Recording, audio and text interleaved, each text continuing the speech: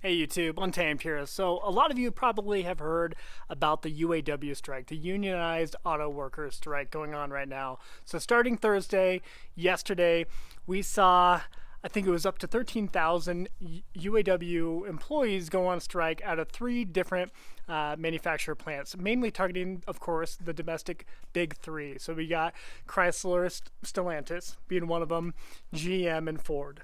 So as of right now, we have 13,000 employees peel off of three different plants, one in Missouri, one in Michigan, and one in Ohio. Ultimately, what I want to talk about in this video is what will be the second and third order effects of that on Toyota. You guys know I focus on Toyota mainly. There will be, of course, very similar effects that take place on other foreign auto manufacturers out there like Honda, Mazda, whatever. But I'm going to talk about Toyota in particular, what I foresee being the second and third order effects of that. So I'll walk through that. I'd be really curious about what your thoughts are and what you think we're about ready to see for it. So depending on how long this goes on for, the effects are going to be bigger, of course. I think Toyota is going to continue to dig their heels in, at least Toyota dealerships, I should say, not Toyota. Toyota dealerships will dig their heels in and really capitalize on this opportunity to continue to hike prices of their vehicles and really just capitalize on markups, right? I think we can see this, and I think we can see it a mile away, coming a mile away.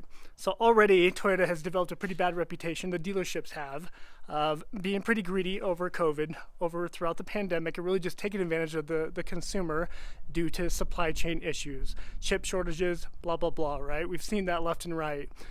This is just another opportunity for them to see that there's going to be some supply pain points for the big three manufacturers within the US here and for the US market.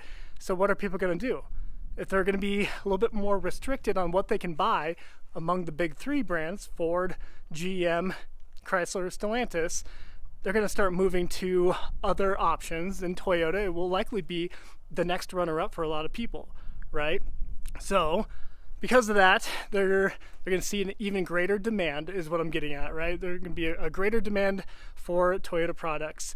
So dealerships will do what they do best and start licking their chops and start hiking the prices even more than what we've seen. And really, guys, this is, assuming this continues to go on for several more days, potentially weeks, until they come to an agreement of some sort, this is really, really hindering Toyota's ability to remain a primary contender within the U.S. and sustain a good reputation. I would argue, obviously I have a little bit of a bias, but I would argue Toyota has spent a lot of time and money building a really, really loyal fan base, right? So loyal customer base throughout the years, throughout the decades. And now they're just they're tarnishing it, and they're almost tarnishing it overnight just for the mighty dollar, which is a shame. And when you combine that with the price hikes of a lot of their vehicles in general, over the last couple of years with the new generations of Toyotas coming out, the new Tacoma, the new Tundra that we just saw, the new Sequoia, their prices are so much more than what they were with their previous generation. The Tundra, as a primary example, a 2021 Toyota Tundra Tier D Pro costs $54,000-ish was the MSRP on it. A 2022, the new generation Tundra Tier D Pro, the starting MSRP on it was right around $70,000. So 70, you'd be lucky to get one under 73, assuming you didn't get a markup on it, right? So between the already huge price hikes of the vehicles, of the new vehicles coming out, combined with the greedy dealership markups that are taking place, and then you add on this UAW strike that potentially increases the demand for Toyota products, for Toyota vehicles, I think it really is a recipe for failure. And unfortunately, I think it's going to tarnish the brand even more.